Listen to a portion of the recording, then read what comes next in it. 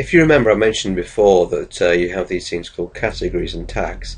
These are categories along the top here, okay, which also can simply be thought of as pages. And round here we have the categories. So select category. We can choose resources. And here we have the categories here for resources, which relates to this this page here. I wanted to very quickly explain this difference between categories and tags. Categories really on the blog is you could think of it like a filing cabinet. So a little bit of drawing here of a filing cabinet, and in a filing cabinet you've got various different things that you might want to reference. So for example, one cabinet might be called resources, and another couple of drawers could be called admin and contacts. They really like the categories on your blog site. Is where people would actually find the bigger amount of information. It's not really more useful than to actually sort of like organise your information and make sure that things are simplified. What is useful, however, within all this is are the tags pages. The tags pages are really something for the search engines. And if I can just show you this.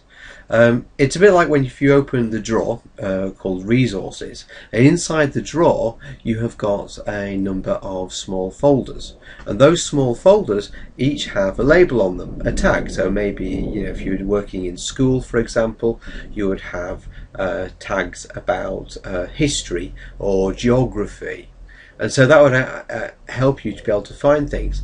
The great thing about tags, though, is unlike categories, which really you should only put your things into one category, you can have things in having multiple tags, different ways of actually finding the same thing. If you imagine that you search for something on your computer, you'll put in a keyword and you will be directed to the file or even the document containing those keywords. Well, tags are used in the same way on the internet as well as on your website. They're used to actually find information. Well, that's the kind of idea that you've got behind a blog. You've got categories. Oops, wrong page. Sorry. You've got categories so that you can find your information nice and quickly. I'll just go and edit this one here. So, for example, on this Explore Faith, which is talking about exploring faith, you think, well, actually, where would I categorize it? Well, actually, I'd categorize it as belonging to, I shouldn't have two on it, should only have one. Let me just have a little look on here. I would categorize it as Bible engagement. So, so it would go in the Bible engagement file. However, I want to be able to find it quite quickly, so I've given it some post tags as well. Christian Outreach, Explore Faith, Outreach, and those words actually will also appear in the body text. This is this area here of my post, and that's important because that helps Google to know what it's all about.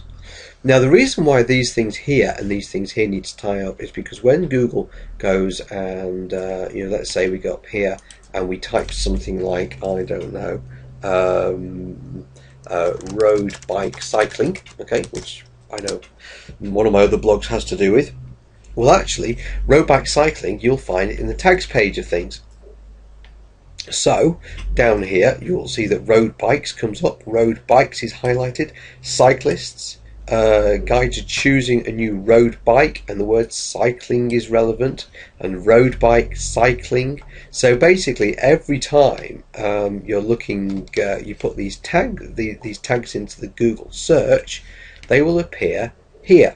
So it's really important that you, first of all, you tie what's in your body text to the tags that you use, because basically they're identifiers. They're to help people find your information, and it tells Google what your web page is about. So always use tags. So the categories really are for the purposes of people who are browsing your site and want to say, well, what are the different categories? Where is everything filed? What is your site generally about? The tag pages help you to be able to find the information on your site quickly, or rather it's for Google to be able to find the information on your page nice and easily.